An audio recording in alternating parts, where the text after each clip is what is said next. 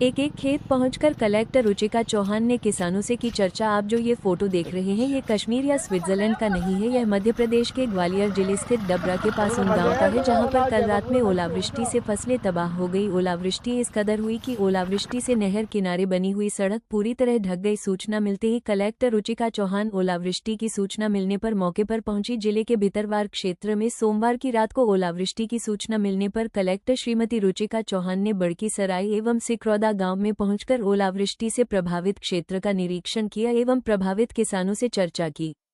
Collector Shrimati Ruchika Chauhan ने SDM Bhitarwar एवं revenue के समस्त स्टाफ को निर्देशित किया है कि ओला प्रभावित खेतों के सर्वेक्षण का कार्य तत्काल प्रारंभ करें।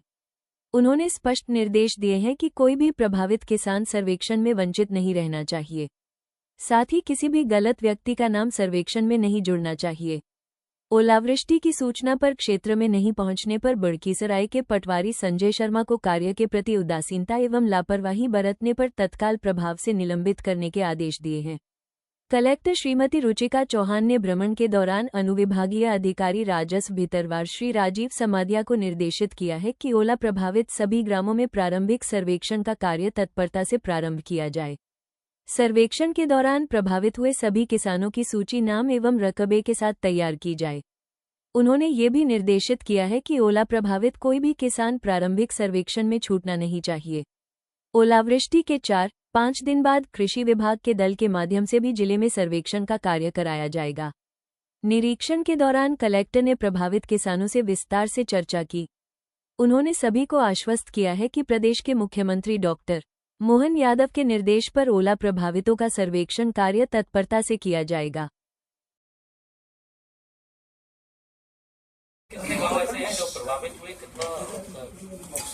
ग्वालियर में कल रात को लेट नाइट में और अर्ली मॉर्निंग में बरसात के साथ में काफी ओलावृष्टि हुई है और अभी प्रारंभिक रूप से 10 से 11 गांव हैं जो कि प्रमुख रूप से भितरवार क्षेत्र के हैं। इसमें चिनौर और आखिरी हमारी दोनों तहसीलें हैं।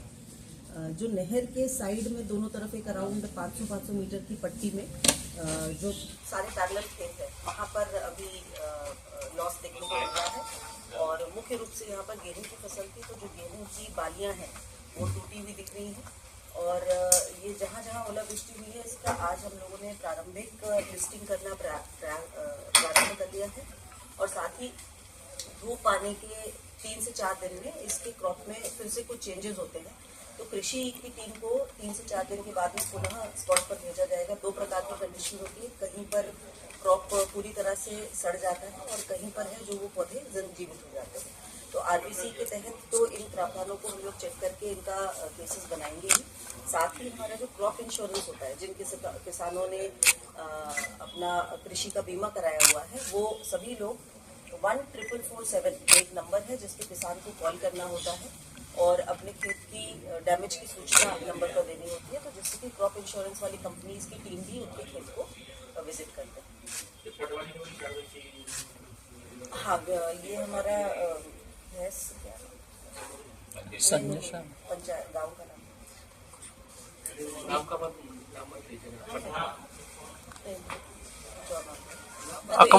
ग्रामीण लोगों से जो चर्चा हुई तो उसमें जो वहाँ क्षेत्र के पटवारी थी उनके द्वारा एक तो रेगुलरली गांव में जाया नहीं जा रहा था और लास्ट टाइम भी जब पानी की भी काफ़ी दिक्कत हुई थी, अतिवृष्टि भी एक समय पे हुई थी तो वहाँ भी उन्होंने कोई प्रॉपर सर्वे नहीं किया था और एसडीएम साहब की भी रिपोर्ट है कि उन्होंने कुछ और भी लापरवाहियाँ करी हुई है तो उनको निलंबित किया गया।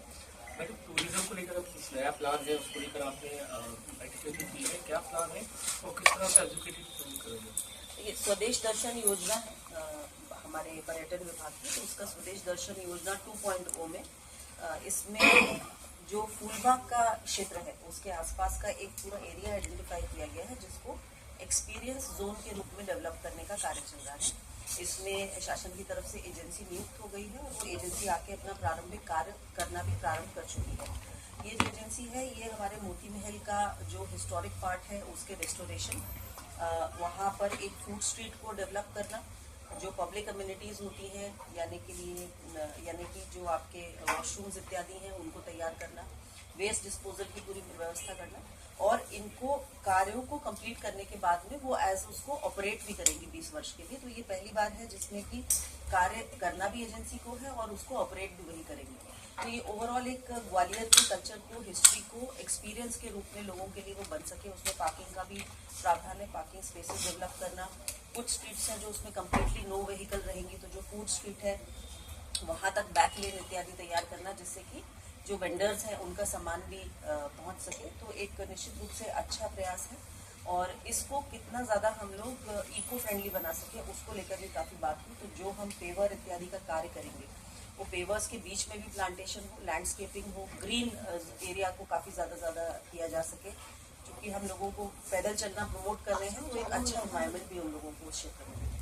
मैडम, आप गांव में गई होंगी, गांव में देखा होगा कि जो दृश्य दिखाई दे रहे हैं, फोटोग्राफ आए हैं कि ऐसा लग रहा है कि सड़कों पर भी ओलावृष्टि बहुत ज्यादा।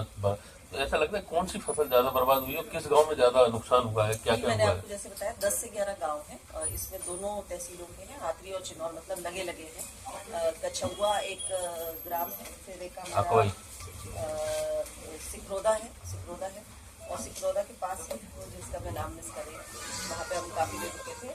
तो इन ग्रामों में 10-11 की हम आपको सूची भी शाम तक सभी लोगों को उपलब्ध करा देंगे। और मुख्य रूप से गेहूं की फसल है, उसी के बाली के क्रॉप में ज्यादा डैमेज दिखा है। मैडम, पटवारियों पे जैसे लगातार कार्रवाई की कुछ हुई है और संजय शर्मा पे भी कार्रवाई की गई, लेकिन देखा गया ग्रामीण क्षेत्र में आपको बहुत हालत खराब है, लोगों का सर्वे रेगुलर होता नहीं है, नामांकन पटाक्षण कार्यक्रम से राजस्व कार्य भी प्रभावित हो गए। तो ऐसा कुछ प्रॉपर कुछ मॉनिटरिंग की कितने लोगों की शिकायत और बड़ी कार्रवाई की? देखिए, रेवेन्यू जो डिपार्टमेंट है उसका स्टार्टिंग फ्रॉम माई सेल्फ, हमारे बिल्कुल लास्ट जो हमारी कड़ी है कोटवार तक, सभी लोगों के पास में सिर्फ एक दायित्व नहीं होता है, मल्टीपल वर्क्स होते हैं। और इस मल्टीपल वर्क्स के होते हुए कई बार जो हमारे जो बेसिक काम है वो कई बार पीछे भी रह जाते हैं। जैसे आप अगर देखेंगे तो पिछले अक्टूबर से लेकर के अभी तक SIR में ऑलमोस्ट 12-12 घंटे का कार्य हो रहा है। तो निश्चित रूप से हमारे नामांतरण बंटवारे में कुछ जो स्पीड है उसमें कमी आई है, लेकिन इसके रहते हुए लोगों की जो अटमोस्ट इम्पोर्टेंट वर्क्स होते हैं वो समय सीमा में हो सके, जो लोक सेवा गारंटी जितना टाइम पीरियड बताती है उतने में हम लोग कर सकें, ऐसा प्रयास करते हैं।